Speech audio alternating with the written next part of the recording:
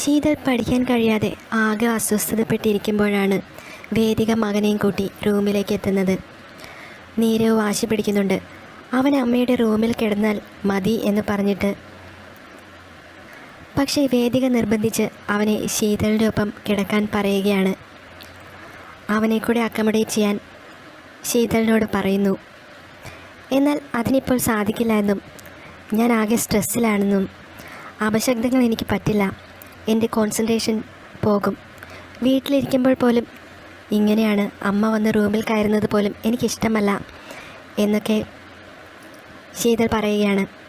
അപ്പോൾ വേദിക ശീതളിനെ ഉപദേശിക്കുകയാണ്. മറ്റൊരു വീട്ടിലേക്കാണ് നീ താമസിക്കാൻ വന്നിരിക്കുന്നത്. ആ വീട്ടിലെ സാഹചര്യം നിൻ്റെ വീട്ടിലേതിന് തുല്യമായിരിക്കണം എന്നൊന്നുമില്ല. സാഹചര്യത്തിനനുസരിച്ച് നമ്മളെല്ലാം അഡ്ജസ്റ്റ് ചെയ്ത് ശീലിക്കണം. ഞാനും നീയും തമ്മിൽ തർക്കിച്ചിട്ട് കാര്യമൊന്നുമില്ല. നീരവിനെ നീ എന്തായാലും റൂമിൽ അഡ്ജസ്റ്റ് ചെയ്യണം എന്ന് പറയുകയാണ് വേദിക. പക്ഷേ നീരവ് അത് സമ്മതിക്കുന്നില്ല. അതിനിടയിലാണ് സിദ്ധാർത്ഥ് അങ്ങോട്ട് കടന്നു വരുന്നത്. എന്താണ് പ്രശ്നം എന്നൊക്കെ ചോദിച്ചുകൊണ്ട്. അപ്പോൾ എനിക്ക് നിങ്ങളുടെ ആരോഗ്യം നോക്കണം, അതുകൊണ്ട് നിങ്ങളെ വരാന്തയിൽ കിടത്തിയിട്ട് ഞാൻ എങ്ങനെ ഉറങ്ങും എന്ന് പറയുന്നു വേദിക. അങ്ങനെ നീരവിനെ നിർബന്ധിപ്പിച്ച് ശീതളിൻ്റെ ഒപ്പം റൂമിൽ കിടക്കാൻ വേദിക ശ്രമിക്കുമ്പോൾ അവൻ ഓടിപ്പോവുകയാണ്. പിന്നീട് വേദിക ശീതളിനോട് പറയുകയാണ്, നിൻ്റെ അമ്മ നിന്നെ വീട്ടിലൊന്നും പഠിപ്പിച്ചിട്ടുണ്ടാവില്ല. നിങ്ങളെല്ലാവരും സെപ്പറേറ്റഡ് ആണല്ലോ. ഇവിടെ അത് പറ്റില്ല. നമ്മളെല്ലാവരും ഒരുമിച്ച് ഒരു വീട്ടിൽ കഴിയാനാണ് വിചാരിച്ചിരിക്കുന്നത്. അതിനുവേണ്ടി പല ത്യാഗങ്ങളും ചെയ്യേണ്ടി വരും എന്നൊക്കെ. അപ്പോൾ ശീതൾ അവൻ സമ്മതിക്കുമെങ്കിൽ അവനെ ഇവിടെ പിടിച്ച് കിടത്തിക്കൊള്ളാൻ പറഞ്ഞ് സമ്മതിക്കുകയാണ്. വേദിക പോയതിനു ശേഷം സിദ്ധാർത്ഥ് ഡോറടച്ച് അവളോട് പഠിച്ചോളാൻ പറയുന്നു. ഇതേ തുടർന്ന് വേദികയുടെ അടുത്തേക്ക് പോയി സിദ്ധാർത്ഥ് സംസാരിക്കുകയാണ്. നീ സമ്മതിച്ചിട്ടല്ലേ ഞാൻ ശീതളിനെ ഇവിടേക്ക് കൂട്ടിയത് എന്ന് ചോദിക്കുന്നു. അപ്പോൾ വേദിക, ഇങ്ങനെ ഞാൻ ശീതളിനെ കൊണ്ടുവന്നതിനൊന്നും പറഞ്ഞില്ലല്ലോ. നിങ്ങൾക്കല്പം സ്വസ്ഥത കിട്ടാൻ വേണ്ടി ഞാനൊരു ഓപ്ഷൻ പറഞ്ഞു. അത് അവൾക്ക് അഡ്ജസ്റ്റ് ചെയ്യാൻ പറ്റുന്നില്ല. അവൾക്ക് പ്രായോഗിക ബുദ്ധി കുറവാണ്, അതുകൊണ്ടായിരിക്കും അങ്ങനെ പ്രതികരിച്ചത്. ഞാനത് കാര്യമാക്കുന്നില്ല എന്ന് വേദിക പറയുന്നു.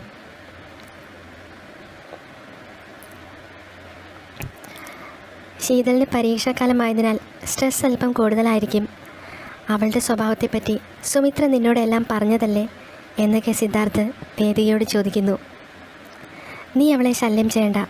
അവളിൽ പ്രഷർ ക്രിയേറ്റ് ചെയ്താൽ അത് അവളുടെ പരീക്ഷയെ ബാധിക്കും. എന്നാൽ ഞാൻ അതിനെക്കുറിച്ച് ബോധമില്ലാത്തവളല്ല. അവളുടെ പരീക്ഷയെക്കുറിച്ചും ഭാവിയെക്കുറിച്ചും അവളുടെ അമ്മയേക്കാൾ സീരിയസ്നെസ് എനിക്കുണ്ട്. പിന്നെ ചില കാര്യങ്ങൾ നമ്മൾ അവളെ പറഞ്ഞ് ബോധ്യപ്പെടുത്താൻ ശ്രമിക്കുന്നത് ശല്യപ്പെടുത്തലാണോ എന്നൊക്കെ വേദിക സിദ്ധാർത്ഥിനോട് ചോദിക്കുകയാണ്. വേറൊരു വീട്ടിൽ താമസിക്കുമ്പോഴുള്ള മാനേഴ്സും ഡിസിപ്ലിനുമൊക്കെ ഞാൻ അവളെ പറഞ്ഞ് മനസ്സിലാക്കാൻ ശ്രമിച്ചതേ ഉള്ളൂ. അവൾ കുട്ടിയല്ലേ, അവൾക്ക് അതൊക്കെ എങ്ങനെ അറിയാനാണ്? നിങ്ങളുടെ വീട്ടിൽ അതൊക്കെ ആര് പഠിപ്പിക്കാനാണ്? സുമിത്രയ്ക്ക് അതിനൊക്കെയുള്ള വകതിരിവുണ്ടോ? അവൾക്ക് നമ്മളുടെ മനസ്സന്തോഷം ഇല്ലാതാക്കാൻ എങ്ങനെ കഴിയും എന്ന് ആലോചിക്കാനല്ലേ സമയമുള്ളൂ എന്നൊക്കെ വേദിക പറയുന്നു. അപ്പോൾ സിദ്ധാർത്ഥ ചോദിക്കുകയാണ്, നമ്മൾ രണ്ടുപേരും ശീതളിൻ്റെ കാര്യം സംസാരിക്കുമ്പോൾ എന്തിനാണ് സുമിത്രയെപ്പറ്റി പറയുന്നത്? അപ്പോൾ നിങ്ങൾ തന്നെയല്ലേ കുറച്ചു മുമ്പ് സുമിത്രയുടെ പേര് പറഞ്ഞത്? ഇതാണ് നിങ്ങൾക്ക് കുഴപ്പം. നിങ്ങൾക്ക് എന്തും പറയാം, അത് ഞാൻ പറഞ്ഞാൽ നിങ്ങൾക്ക് നോവും എന്ന് വേദിക പറയുന്നു.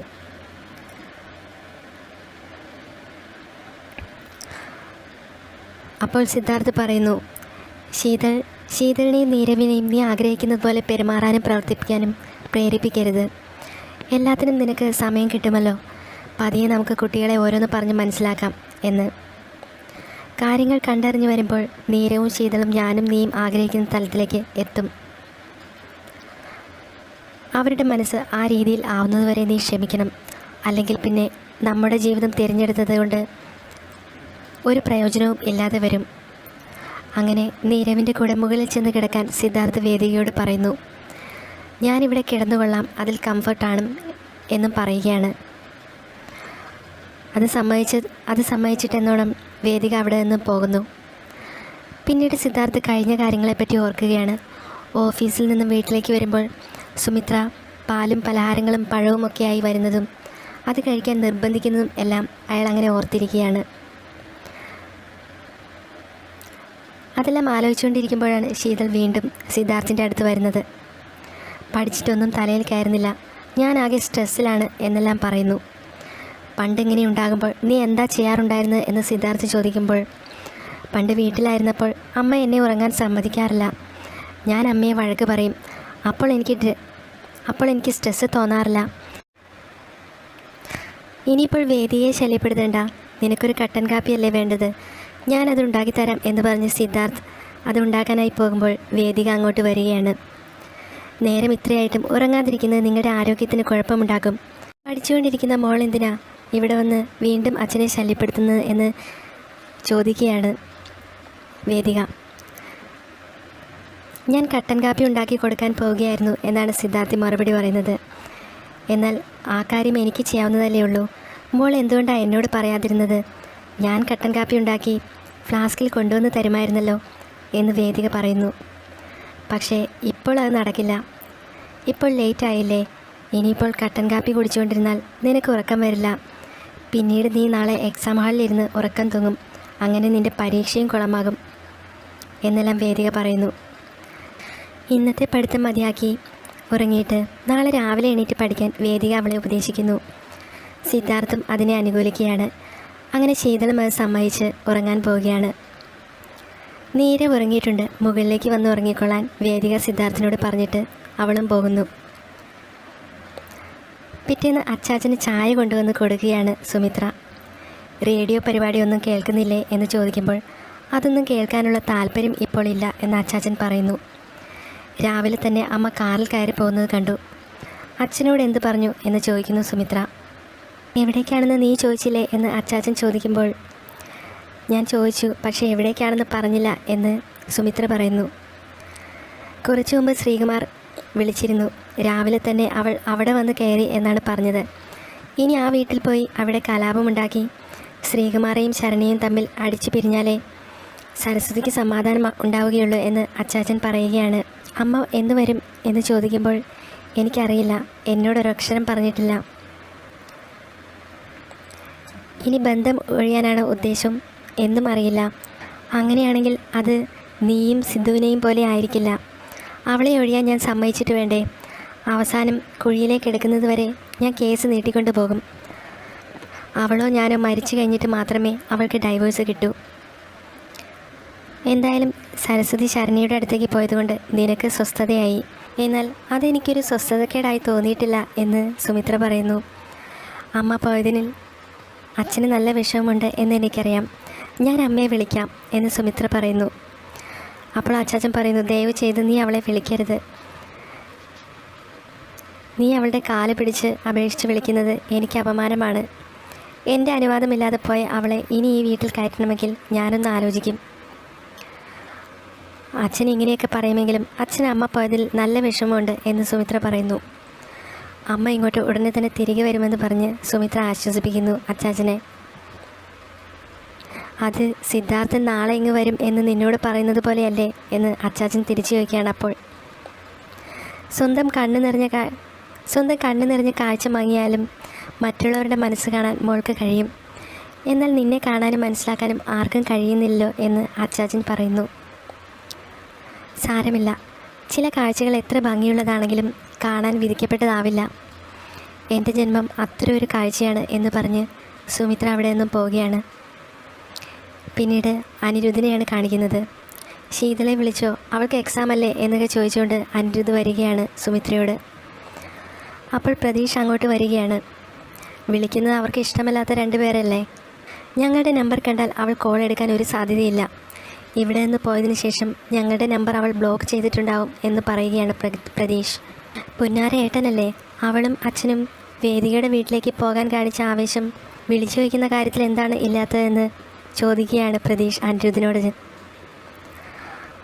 അച്ഛനും അമ്മയും പിരിഞ്ഞ് താമസിക്കാനുള്ള കാരണക്കാരൻ ഞാനാണോ എന്ന് അനിരുദ്ധ് ചോദിക്കുമ്പോൾ, ഏട്ടൻ കാരണക്കാരനല്ലായിരിക്കും, പക്ഷേ ഏട്ടൻ്റെ നിലപാട് അച്ഛനും അമ്മയും പിരിയുന്നതിനുള്ള ആക്കം കൂട്ടിയെന്ന് പ്രതീഷ് പറയുന്നു.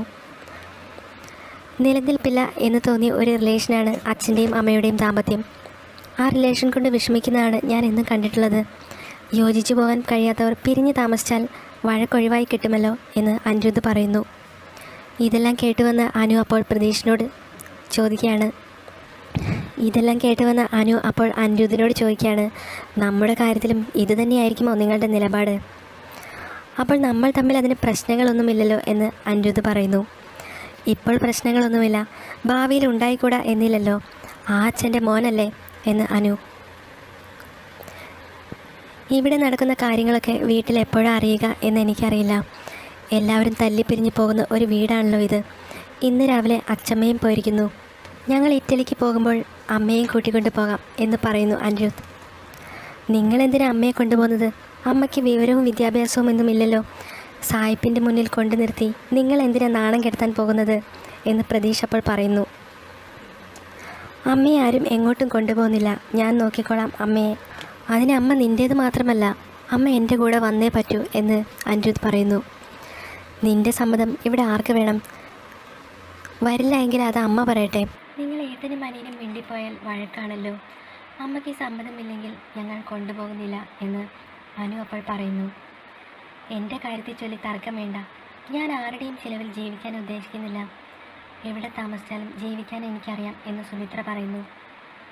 അച്ഛൻ തരാൻ ഉദ്ദേശിക്കുന്ന മാസച്ചിലവ് അമ്മ വേണ്ടെന്ന് വെക്കുകയാണോ എന്ന് അനിരുദ്ധ് ചോദിക്കുമ്പോൾ, അത് മാസച്ചിലവല്ല, മാസശമ്പളമാണ്.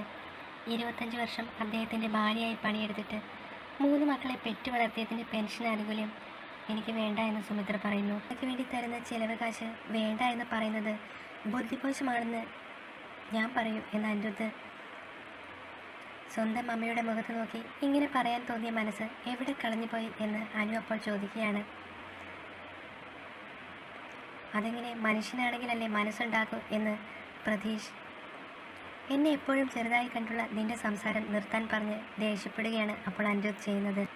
അപ്പോൾ അച്ചാച്ചൻ അതിനിടയിലേക്ക് കടന്നു വരുന്നു. അച്ചാച്ചൻ കടന്നു വന്നിട്ട് പറയുകയാണ്, മതി നിർത്തൂ ഈ സംസാരം എന്ന് പറയുകയാണ്. നിന്നോട് ആരും ഇവിടെ നിന്ന് പോകാൻ പറഞ്ഞിട്ടില്ല. നിന്നെ ആരും ഇവിടെ നിന്ന് കൊണ്ടുപോകുകയുമില്ല. ഈ വീട് നിൻ്റെയാണ്. ഇത് നിനക്ക് തരാനാണ് എൻ്റെ തീരുമാനം. സ്വന്തം വീട്ടിൽ നിന്ന് ഒരാൾ എന്തിനു പോകണം എന്ന് അച്ചാച്ചൻ സുമിത്രയോട് ചോദിക്കുന്നു. അപ്പോൾ സുമിത്ര പറയുകയാണ്, ഞാൻ ആരുടെ കൈ പിടിച്ചാണ് ഈ വീട്ടിൽ വന്നത്? ആരിലൂടെയാണ് ഈ കുടുംബത്തിലെ എല്ലാവരുമായി ബന്ധത്തിലായത്? ആ വ്യക്തി ഈ വീടും എന്നെയും വിട്ടു പോയിരിക്കുകയാണ്. പിന്നെ എനിക്ക് എന്തിനാണ് ഈ വീട് എന്ന് സുമിത്ര. അച്ഛൻ നിനക്ക് പണം തരുമായിരിക്കും, അല്ലെങ്കിൽ നിയമത്തിൻ്റെ കൈകൾ അദ്ദേഹത്തെ പിടികൂടും. നിവർത്തികേട് കൊണ്ട് ഒരാൾ തരുന്ന പണം കൈപ്പറ്റി ജീവിക്കാനുള്ള ഗതികേടിലായിട്ടില്ല നിൻ്റെ അമ്മ. അച്ഛൻ്റെ അഭിമാനത്തെപ്പറ്റി വാദോരാതെ പറയുന്ന നീ എന്തുകൊണ്ട് അമ്മയുടെ ആത്മാഭിമാന ബോധത്തെപ്പറ്റി അറിയാതെ പോകുന്നത് എന്താണെന്ന് എനിക്കറിയില്ല മോനെ എന്ന് സുമിത്ര ചോദിക്കുകയാണ് അനിരുദ്ധിനോട്. എൻ്റെ വയറ്റിൽ നിന്നും പുറത്തു വന്നതിന് ശേഷമാണ് നിന്നെ നിൻ്റെ അച്ഛനെ അറിയാൻ തുടങ്ങിയത്. അതിന് 9 മാസവും 9 ദിവസവും 9 മണിക്കൂർ മുമ്പ് നിൻ്റെ ജീവൻ്റെ തുടിപ്പ് തിരിച്ചറിഞ്ഞവളാണ് ഞാൻ. അത് നീ മറക്കരുത് എന്ന് വികാരനിർഭരയായി സുമിത്ര പറയുകയാണ്. ഈ വീടിന് വേണ്ടിയും നിങ്ങൾക്ക് വേണ്ടിയും സുമിത്ര ചെയ്ത കാര്യങ്ങൾ മറന്നുപോയി എല്ലാവരും. പെറ്റു വളർത്തിയ അമ്മയ്ക്ക് വിലയിടുന്ന കാലമാണ്. പക്ഷേ സുമിത്രയ്ക്ക് വിലയിടാൻ ഈ ജന്മത്തിലെന്നല്ല, കുറച്ച് ജന്മങ്ങൾ കഴിഞ്ഞാലും നിങ്ങൾക്കൊന്നും കഴിയില്ല മക്കളെ എന്ന് അച്ചാച്ചൻ പറയുന്നു. കാരണം എൻ്റെയും നിങ്ങളുടെയും ധാരണകൾക്ക് അപ്പുറത്താണ് നിങ്ങളുടെ അമ്മ എന്ന്